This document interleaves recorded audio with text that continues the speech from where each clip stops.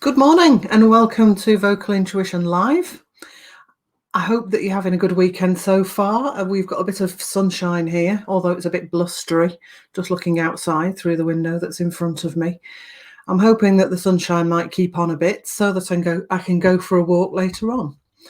In case you haven't met me before, I'm Anne Leatherland and I'm a vocal trainer and personal growth coach, and I work with professional voice users. So that's anyone who uses their voice extensively in their day-to-day job.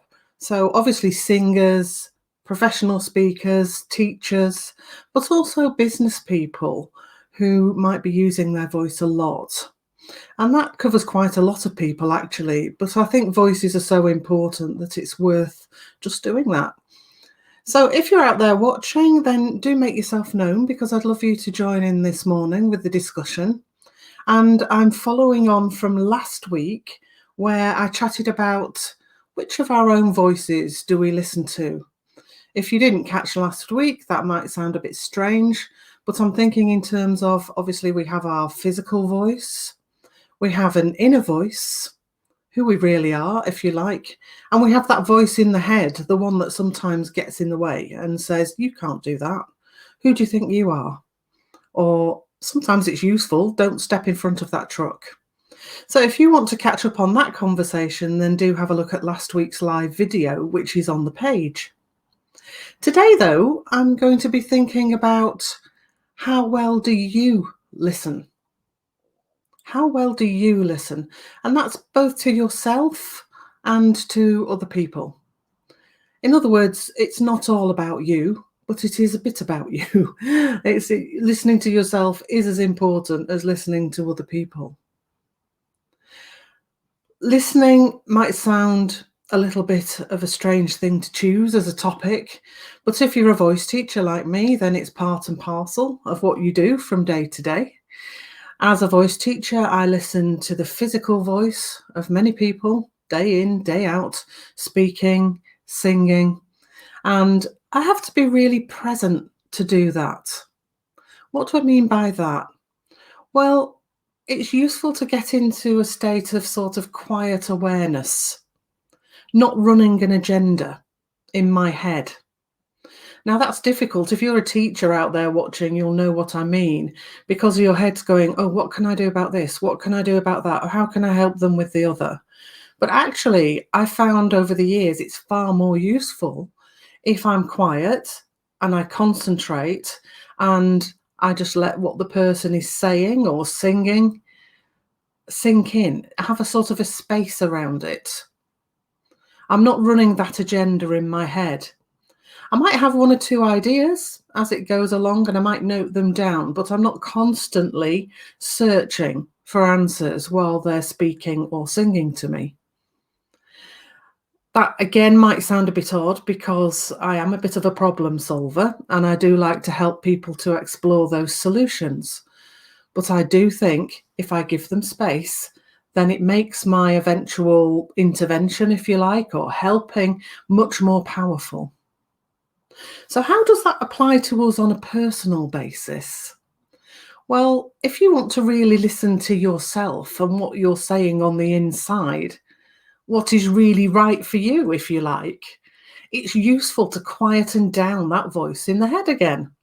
Just like I would when I'm teaching and listening to a person physically, if I need to listen to myself to make a decision to do something important, then I found it's really important for me to find a quiet place, to get into a state of quiet awareness and not be running a constant agenda of, oh, what am I doing next? Oh, I don't have time to do this now. I don't have time to spend 5 minutes being quiet. I don't have time to be going on this walk or whatever it happens to be I've chosen to do. And yet in those times, I find that's when I get the most clear information really about what it is I really need to do for me and what it is that I'm trying to do for other people. I can see a couple of people watching. Do say hello, even if you're only here for a couple of minutes. It would be nice to say hello to you. And let me know what you think about this. If anyone is a teacher of voice or singing out there, you'll certainly know what I mean by the physical listening. It's hard work, to be listening and attentive for a long time. But with practice, it gets easier. How often do we run that agenda in our heads, either when other people are speaking to us or when we're trying actually to figure something out for ourselves? If you're in business and you're having a meeting with somebody, you might have a reason for having that meeting, especially if it follows up from networking, but it will be far more productive if you allow space around that interaction and you just let the other person say what they need to say. Then you can meet them where they really are. Which brings me on to responses, really. Responses can be intuitive if they come from allowing that space. So, in other words, we allow other people to have their agenda. In a teaching context, I can allow my client or my student to have their agenda. And I can still be happy that within that, I can understand what they need. I can see them for who they are and explore then the solutions with them that come to me quite organically. If you truly listen to somebody, then you'll know what to do. But it's a case of trust and trusting your own knowledge base in a teaching situation. In a discussion situation with other people, again, I think it's also a case of trust, because you need to trust yourself to respond from, I suppose, a deeper level than that voice in the head, which is often very contrived or reactive or just pushing a certain aspect of your agenda.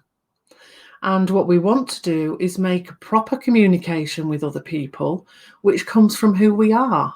People know this, it's very subtle, but they do know. And when both people in a conversation or in a performance, which I'll come to at the moment in a few minutes rather, are in that state, then something a bit magical happens. The communication really lights up.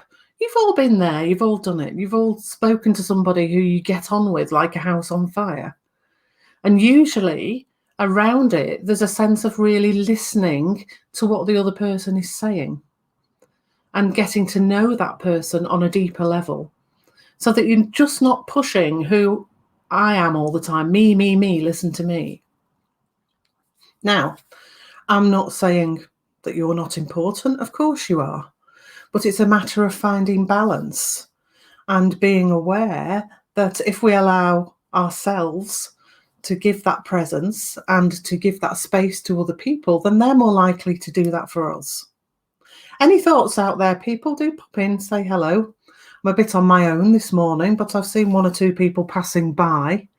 If you're watching on replay, then do put your comments in, #replay, because I think this is such an important point. I go to business networking quite a lot, and the people that I get on best with are those who really listen and give me the space, and I try and do the same for them. What about others listening then? What about their presence? We can't really control that, can we? The other person is separate to us. Well, yes, they are, but if we go in with the right energy, then they're likely to pick that up. Again, you might have found that in interactions with people. So your presence and your space and your attention, your listening to them, will actually encourage it in them so that they listen to you. And then you will be heard more fully. Which brings me to my main point of the day, because my theme at the moment is being truly heard. If you want to be truly heard by others, then you have to truly hear them. Again, in a teaching situation, because I know there are teachers out there, teachers of voice and singing. If you have a student who you don't think is very focused, are you really listening to what they're telling you? Now, that's not just in terms of how they sing or speak, but do you listen to what they say in between? What are they telling you in feedback? Do you give them a chance to feedback? so that you can understand where they're coming from and then adjust your approach accordingly. It's a really interesting one, and I've fallen into this trap many times. We all love the sound of our own voices, and it's yada, yada, yada, and it can be easy to overlook what somebody says. For instance, I might say, "How was that for you?" And the person might say back to me, "Oh, it felt okay." So, first of all, they're looking for feel. And second, okay is a bit nondescript. So they don't really know what it was about that feel. So I might probe a little bit further to find out. If I just go, oh, great, and move on, then I haven't really listened. So it's presence, it's space, it's allowing people to speak, sing, whatever, and for you to really trust that you'll take in what they're communicating so that you can communicate from a better place than just a message that's running in your head. Now, I'm not saying the voice in your head is useless, sometimes it's fine, but trust yourself and go from your center. It's much better in the long run. What about performing? Singers, public speakers, getting up at the board meeting, doing a monologue, acting, whatever it happens to be. If you've done any of this to any extent, then you'll know that it's important to create a space, a performance space, a sort of aura around you, around the piece or around the talk. You need to take the stage and create that for yourself. In that sense, you're listening to yourself. You're quieting the voice in the head and you're listening to your center or your inner self, which says, I know my stuff. This is fine. It's going to be really good. And you reach out then to your audience in the sense of allowing them into that space. So rather than going to them, you allow them in. And that allows you to be present, not in the head.